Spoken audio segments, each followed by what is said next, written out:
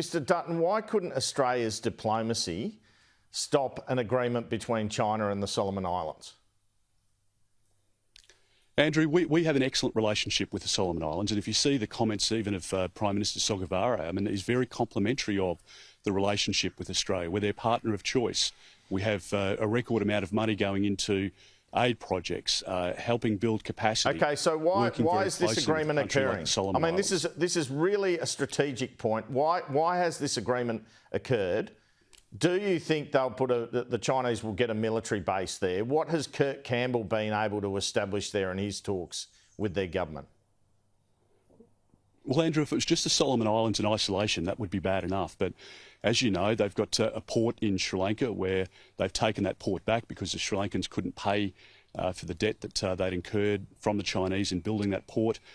The Chinese don't play by our rules. If you look at what's happened in Africa, there are corrupt payments being made. We can never compete with that sort of playbook. We have values and we have the rule of law that we abide by. Okay, we're a good, trusted partner with the Solomon Islands and others. Just on that, do you believe corrupt payments have been made in relation to this deal? Well, it's not something that I can comment on, Andrew. That's an issue for others to comment on. But all I'd say is if you look at the way in which China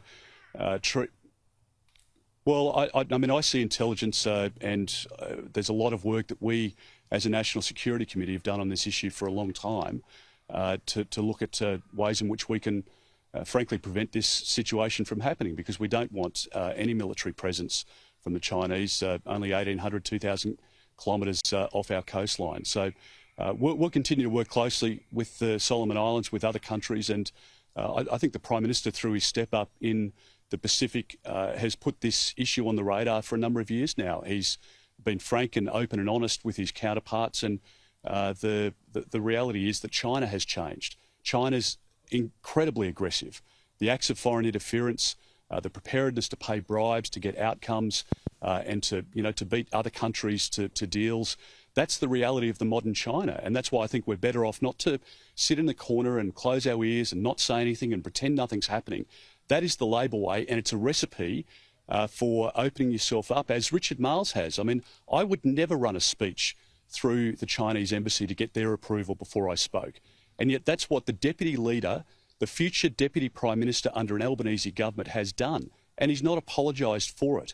And it shows the culture within the Labor Party. It is not going to keep our country safe. And it's not just about money for the Labor Party. They always strip money out of defence, as I said before. It's about their culture. And Penny Wong and Richard Marles and Anthony Albanese out there this week show their naivety, their lack of preparedness to keep our country safe into the future. And we've spoken frankly about the risks, but we've got a plan to keep our country safe. That's what we've done through AUKUS and we'll continue to do with our very strong partners in the region and abroad. You've always had a lot of respect for Richard Marles, though. So has your position I think he's made a terrible changed? Well, I like Richard as a person very much, and I've been very open. I don't resolve from that. I think he's a good person, but I think the running of the speech through the Chinese embassy to make sure that they were okay and see if they had any changes, I think was a fatal mistake. All right, well, just on that, just on that. Scott Morrison called him the Manchurian candidate in Parliament. Do you think he had this in mind when he made those comments, and what do you make of those comments? I just think if you look at the response of Richard Marles, even in the last 24 hours, he's obviously gone to ground, understandably. He's not going to want to be facing the cameras after what's been a shocking few days. But this is the man who would be the Deputy Prime Minister and potentially the Defence Minister in an Albanese government. Now, Brendan O'Connor has been a disaster as the Shadow Defence Minister, and nobody seriously thought he would be the Defence Minister, not even Anthony Albanese. I mean, Mr Albanese hasn't backed in Brendan O'Connor. So the working assumption was that Richard Marles would be the Defence Minister, but that clearly now is completely untenable. Christina Keneally doesn't want to be the Home Affairs Minister, but neither does anyone else on the Labor front bench. So when you talk about border protection or you talk about defences of our country, they just don't have the culture within their party, the ability to make tough decisions when they need to be made and to stand up for our country. Okay.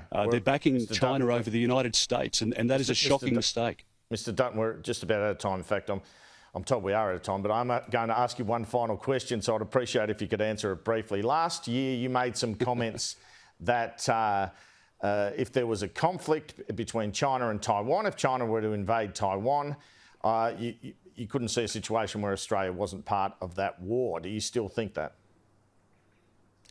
Well, every bit of my being, Andrew, at the moment is to make sure that conflict can be avoided, that we can have peace and stability in our region. That's why we're investing. It's why we're forming the partnerships with the US, the United States, the United Kingdom through AUKUS, the most important partnership that we've got. But now with Japan, India, New Zealand, Canada, others, to really lean in to keep our communities safe here, and we'll always stand shoulder to shoulder with the United States as they will with us in times of peace and conflict. Mr. Dutton, thanks so much for your time. Thanks, Andrew.